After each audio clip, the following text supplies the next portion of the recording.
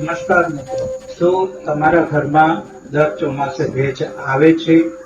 દિવાલોમાં લૂણો લાગે છે? વરસાદ પડતા ધાબા પર પાણી ભરાઈ જાય છે? અથવા તો કોઈ દિવસ અચાનક શોર્ટ સર્કિટ જેવી સમસ્યાનો સામનો કરવો પડ્યો છે? તો આજનો આ વિડીયો ખૂબ મહત્વનો છે. મિત્રો, આપનું માત્ર 30 મિનિટનું ચેકિંગ તમને ચોમાસામાં થનાર મોટા ખર્ચાઓ તેમજ જાનમાલથી બચાવી શકે છે. પરંતુ મોટાભાગના લોકો આ 15 મહત્વના મુદ્દા ચેક કરવાનું ભૂલી જાય છે. આજે આપણે એક સિવિલ એન્જિનિયરની દ્રષ્ટિએ એવી સંપૂર્ણ પ્રી મોન્સૂન ચેકલિસ્ટ જોઈશું કે જે દરેક ઘરના માલિકોએ ચોમાસા પહેલા એકવાર જરૂર અનુસરવું જોઈએ. જો તમે ચોમાસાના આગમન પહેલા કેટલીક નાની બાબતોનું ધ્યાન રાખો તો તમે તમારા ઘરને મજબૂત અને લાંબુ આયુષ્ય આપી શકો છો. મિત્રો, હું હરેન્દ્ર ચુડાસમા, એક સિવિલ એન્જિનિયર. મારા અભ્યાસ, સાઇટ પરના અનુભવો અને બાંધકામ ક્ષેત્રના વ્યવહારુ જ્ઞાનના આધારે હું આપના મકાન, બંગલો, ટેનામેન્ટ, ડુપ્લેક્સ, ટ્રિપ્લેક્સ માટે સંપૂર્ણ પ્રી મોન્સૂન મેન્ટેનન્સ ચેકલિસ્ટ લઈને આવ્યો છું. આ વિડીયો અંત સુધી જરૂરથી જોતા રહેજો, કારણ કે અંતમાં હું એવી કેટલીક મહત્વની સલાહો પણ આપીશ કે જે તમારા ઘરને ચોમાસા સામે સુરક્ષિત રાખવામાં મદદરૂપ થશે. તો ચાલો શરૂઆત કરીએ. પ્રથમ ભાગમાં આપણે આઉટડોર મેન્ટેનન્સ એટલે કે ઘરની બહારની કામગીરીઓ વિશે જોઈશું. તે પૈકીની પહેલી કામગીરી છે ધાબાની સફાઈ. સૌથી પહેલા મકાનના જુદા જુદા લેવલે જેટલા ધાબા આવેલા હોય તેના ઉપરથી તમામ કચરો, પાંદડા, પ્લાસ્ટિક, કાગળ, માટી અને બિનજરૂરી સામાનો દૂર કરવા જોઈએ.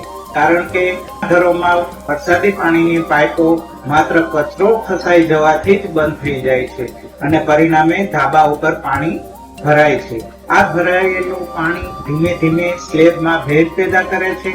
તેથી ચોમાસા પહેલા ધાબાની સંપૂર્ણ સફાઈ કરવી અનિવાર્ય છે. હવે ત્યારબાદ આપણે બીજો પોઈન્ટ વિચારીશું તો વોટરપ્રૂફિંગ અને તિરાડોનું નિરીક્ષણ.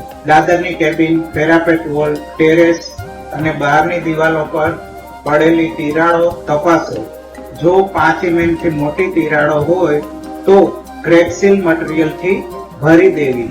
તેમજ જ્યાં અગાઉ ભેજ કે પાણી પડવાની સમસ્યા રહી હોય ત્યાં વોટરપ્રૂફ કેમિકલ અને વ્હાઇટ સિમેન્ટનું મિશ્રણ કરી કોટિંગ કરાવવું જરૂરી બની જાય છે. સમયસર કરાવેલા વોટરપ્રૂફિંગ તમારા મકાનની આવરદા વર્ષો સુધી વધારી શકે છે. હવે ત્યારબાદનો મુદ્દો છે વરસાદી પાણીની પાઇપો અને ડ્રેનેજને ચેક કરો. વરસાદી પાણીનું વહન કરતી પાઇપો, રેઇન વોટર પાઇપ સંપૂર્ણ ખુલ્લી છે કે નહીં તે તપાસવી અને બંધ હોય તો સફાઈ કરી ખુલ્લી કરો. પાઇપલાઇનના સાંધા લીક કરતા હોય તો એરસીલ કે યોગ્ય વોટરપ્રૂફિંગ મટીરીયલ દ્વારા સીલ કરો. તૂટેલી અને સડી ગયેલી પાઇપલાઇનો હોય તો એને તાત્કાલિક બદલાવી જરૂરી બને છે. બહારની દિવાલોનું નિરીક્ષણ. દિવાલોમાં તિરાડો, પ્લાસ્ટર ઉખડેલું હોય અથવા તો ભેજના નિશાન દેખાતા હોય તો તેને અવગણશો નહીં. આ ભાગોમાં વરસાદી પાણી સહેલાઈથી પ્રવેશી શકે છે. સમયસર સમારકામ કરાવવાથી લૂણો લાગવો, રંગ ખરાબ થવો અને પ્લાસ્ટર તૂટવાની સમસ્યાઓ અટકાવી શકાય છે. ત્યારબાદનો મુદ્દો છે ઇલેક્ટ્રિક સલામતી. બહારના તમામ ઇલેક્ટ્રિક પોઈન્ટો ચેક કરો. મેઇન સ્વિચ, મીટર બોક્સ અને બહારની લાઇટોમાં વરસાદી પાણી પ્રવેશતું નથી ને તેની ખાતરી કરો. ખુલ્લા વાયર હોય તો તરત જ તેને રિપેર કરાવો.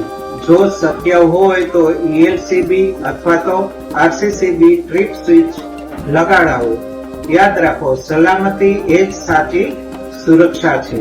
ત્યારબાદ છે ઘર આસપાસની સફાઈ. વૃક્ષોની એવી ડાળીઓ કાપી નાખો કે જે છત અથવા બાજુમાંથી પસાર થતા વીજળીના વાયરો સાથે અથડાઈ શકે તેમ હોય. બગીચા અને ખુલ્લી જગ્યાના ડ્રેનેજ પોઈન્ટ પણ સાફ કરો.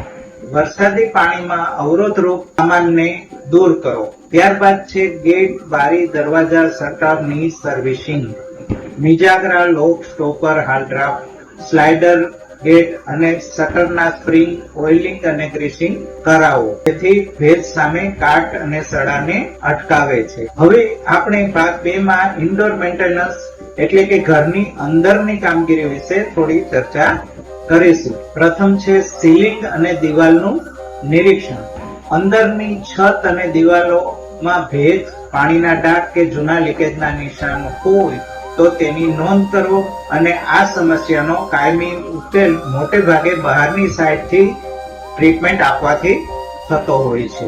ત્યારબાદ છે બારી દરવાજાની તપાસ. બારીની ફ્રેમોમાં જો ગેપ હોય તો તેને સિલિકોન સીલન્ટથી પેક કરો. તૂટેલા કાચને બદલાવો. મિજાગરા અને લોકમાં ઓઇલિંગ કરો. ત્યારબાદ છે વીજળીના બોર્ડ અને વાયરિંગ ચેક કરો. જૂનું વાયરિંગ હોય તો નિષ્ણાત ઇલેક્ટ્રિશિયન દ્વારા તપાસ કરાવો. અર્થિંગ યોગ્ય છે કે નહીં તે ચેક કરાવી લેવું. ડેમેજ થયેલા સ્વિચ અને બોર્ડ તાત્કાલિક બદલી લેવા. ત્યારબાદનો મુદ્દો છે લાકડાના ફર્નિચરની સુરક્ષા. ફર્નિચરને બહાર ભેજ આવતી દિવાલોથી થોડું દૂર રાખો. તેમજ જરૂર હોય તો પોલિશ અને પ્રોટેક્ટિવ કોટિંગ જરૂરથી કરાવો. ત્યારબાદ છે એક્ઝોસ્ટ ફેન અને વેન્ટિલેશન. રસોડા અને બાથરૂમના એક્ઝોસ્ટ ફેન સાફ કરાવો. વેન્ટિલેશન ઘરમાં ભેજ આવતો અટકાવે છે. ત્યારબાદ છે ગલી ટ્રેપ અને ગટરની સફાઈ. બધી ગલી ટ્રેપો અને ફ્લોર ટ્રેપો સાફ કરો. તૂટેલી જાળીઓ હોય તો તેને બદલી નાખો. ડ્રેઇન ક્લીનિંગ પાવડરના ઉપયોગ દ્વારા ગંદકી દૂર કરો. હવે જોઈશું ઓટીએસ એટલે ઓપન ટુ સ્કાય વિસ્તારનું નિરીક્ષણ. ઘરમાં રહેલા ઓટીએસોમાં રહેલી પાઇપો અને ટ્રેપ ચેક કરો. પ્લાસ્ટિક, કાગળ, પુઠ્ઠા કે અન્ય સામાન ત્યાં સંગ્રહિત ન રાખો. આ વસ્તુઓ વરસાદ દરમિયાન પાઇપલાઇનને બ્લોકેજ કરી શકે છે. હવે જોઈશું વધારાના મહત્વના ચેકલિસ્ટો. પાણીની ટાંકીનું ઢાંકણ બરાબર બંધ છે કે નહીં તે તપાસી લેવું. સોલાર, વોટર હીટર અને સોલાર પેનલના ફિક્સિંગ ચેક કરો. એસી, આઉટડોર યુનિટના સ્ટેન્ડમાં કાટ લાગ્યો નથી ને તેની ખાતરી કરો. સીસીટીવી કેમેરા અને વાઈફાઈ કેબલનું નિરીક્ષણ કરો. છત ઉપરની જાળી અને રેલિંગ મજબૂત છે કે નહીં તે ચેક કરો.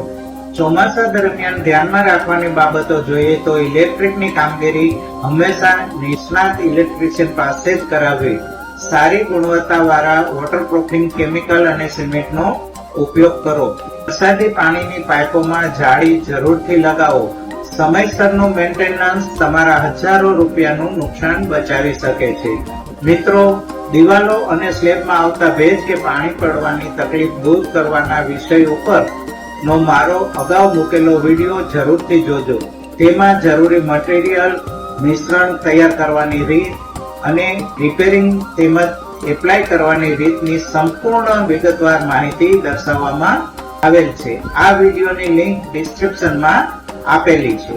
મિત્રો, ચોમાસું શરૂ થાય એ પહેલા આ તમામ કામગીરી પૂર્ણ કરાવી લેવાથી તમારા ઘરની સુરક્ષા વધશે, મકાનની આવરતા લાંબી થશે અને ભવિષ્યમાં થનાર મોટા ખર્ચાઓથી બચી શકશો.